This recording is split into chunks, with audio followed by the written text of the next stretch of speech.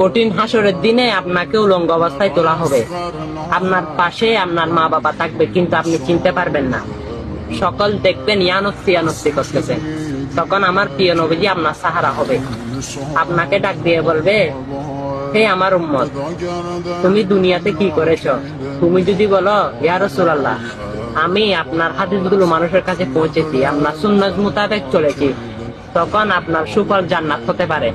তাই দুনিয়া থাকাকালীন আপনারা সোশ্যাল মিডিয়াতে অনেক কিছু শেয়ার এবং অনেক কিছু পোস্ট দিয়ে থাকেন। ভালো জিনিস পোস্ট দেওয়ার চেষ্টা করুন, ভালো কিছু শেয়ার করার চেষ্টা করুন, আর রসুলের সুন্নাহগুলো মানুষের কাছে পৌঁছে দিন।